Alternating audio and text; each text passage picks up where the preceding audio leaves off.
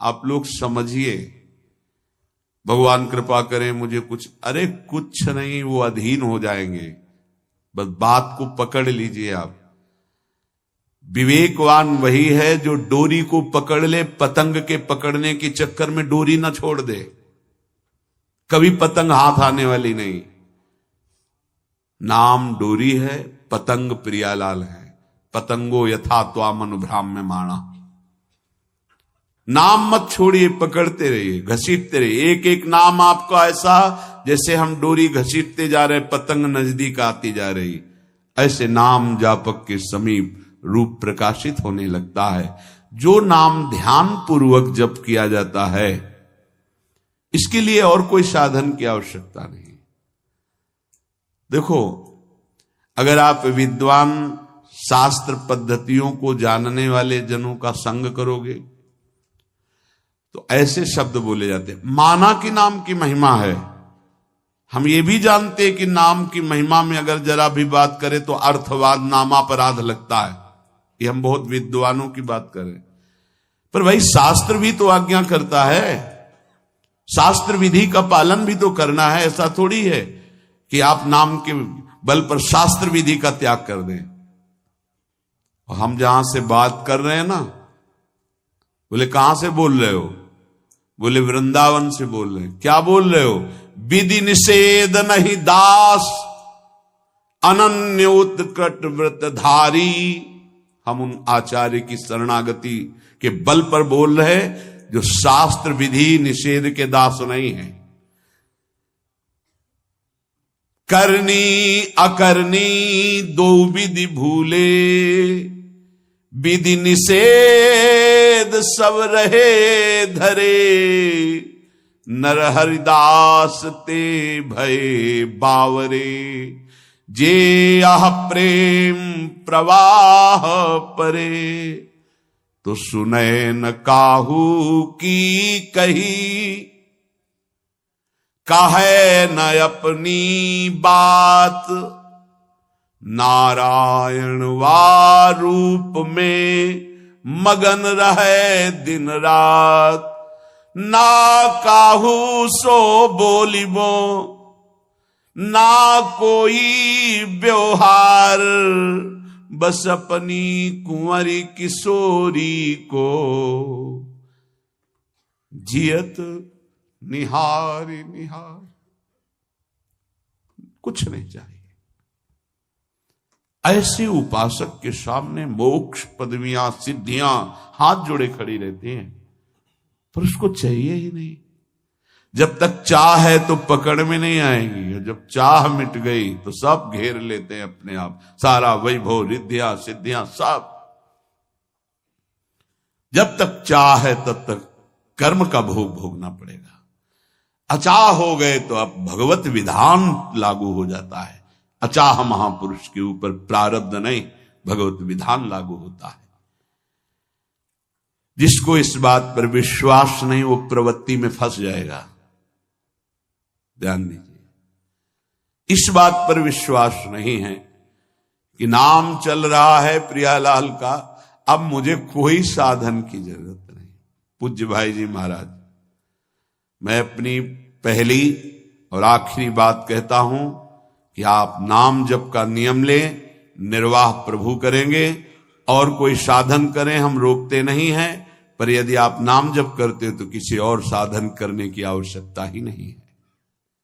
महापुरुषों के वचन, ये कोई अपनी मनगढ़ंत बात नहीं है।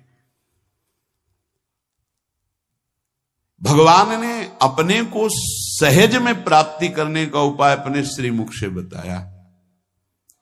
अनन्य चेता सततम यो माम स्मरति नित्य सह, तस्याहम सुलभा पार्थे नित्य युक्त योगिना। जो पुरुष, जो उपासक अनन्य चित्त से मेरा स्मरण करता है, मैं उसके लिए सहज हो जाता हूं, सहज प्राप्त हो जाता हूं। जिनको लगता है भगवत प्राप्ति बहुत कठिन है, अरे ये तो कहीं ब्रह्म ऋषियों को मिलते हैं, नहीं नहीं, ये इतने कृपालु हैं कि बिल्कुल सहज हैं। जो सहज हो जाए तो बहुत जल्दी मिल जाए, कहीं गाय चराने वाले को मिल जाते हैं, कहीं एकदम भोले भाले जिनको ज्ञान ही नहीं है उनको भी मिल जाते हैं। एक बहुत ही भोला नवयुवक था, अढ़िया नाम था उसका। अढ़ाई कहते हैं 2.5 किलो को। पहला आहार उसका 2.5 किलो का ही है, आगे आप श्रद्धा रखें तो और प्लस हो सकता है। लेकिन वो मतलब घर में माता पिता पधार गए तो उसे कोई 2.5 किलो आटे की कौन रोटी बना के दे। थोड़ा जब उसके अंदर चेतना जागृत हुई तो जब कहीं ठौर नहीं मिलती तो संतों का आश्रम मिलता है। एक आश्रम में गए, उन्होंने कहा हमको नौकरी में रख लो, कोई सेवा में रख लो। तुम्हारा नाम क्या है? बोले अढ़ैया। वे कोई नाम है? बोले गांव के लोग कहते हैं क्योंकि 2.5 किलो हम पाते हैं। तो 2.5 किलो? बोले तौल के 2.5 किलो आटे का जब हम रोटी पाते हैं तब हमारी बाल भोग होता है। आगे कोई श्रद्धा करे खीर पूड़ी, पर 2.5 किलो अन्न चाहिए। तो कहा यहाँ भंडारा है, तू रोज 2.5 किलो क्या 5 किलो पावे, क्या सेवा कर सकता है? तो उनका जो आप सेवा बताएंगे सिखाएंगे वो हम कर लेंगे। उनका तुम गाय चराया करो, गाय चरा। भाई देखो हमारा वैष्णव सिद्धांत है, तुम गाय चराने जा रहे हो, हम यहां से तुम्हें अमनिया दे दिया करेंगे, जंगल में तुम बनाओ और वहीं ठाकुर जी को भोग लगाओ और पाओ। बिना भोग लगाए पाने का विधान हमारे आश्रम से आपका नहीं बन सकता। बोले हमको तो कुछ आता नहीं भोग लगाना, क्या भोग लगाएं?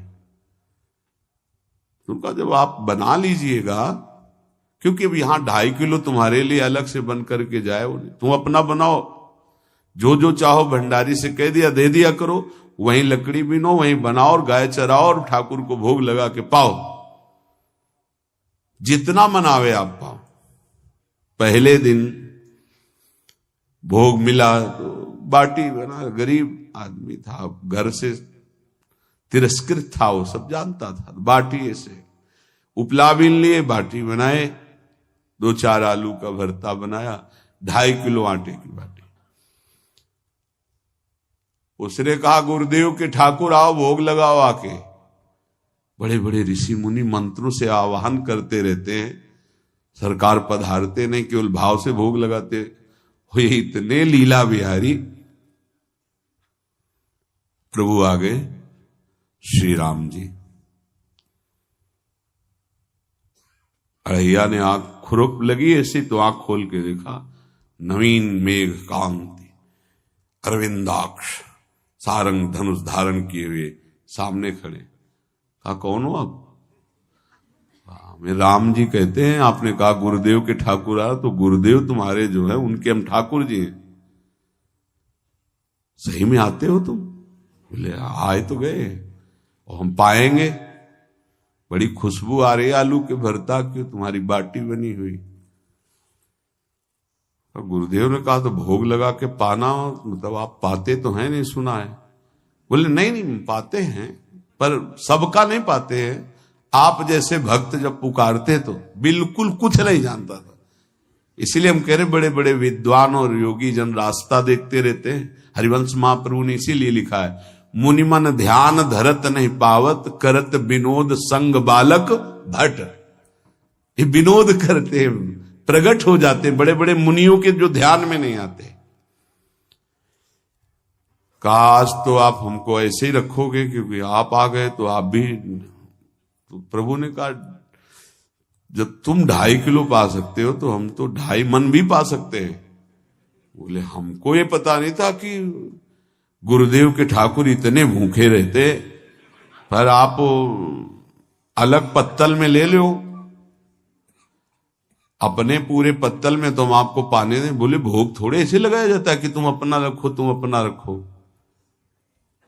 और बोले आंख मूंद कर तुम बैठो, जैसे तुम्हारे गुरुजी भोग लगाते हैं तो आंख मूंद लेते हैं, अब हम पाएंगे तुम्हारा। तो आंख मूंद लिया, चलो भाई पाओ। सोचा एक आध बाटी पा लेंगे, बीच बीच में खोल के देखता जाता, भगवान सब चाट गए। भगवान बड़े करत विनोद संग बालक भट, हरिवंश महाप्रभु कह रहे, करत विनोद संग बालक भट, मुनिमन ध्यान धरत ने पावत।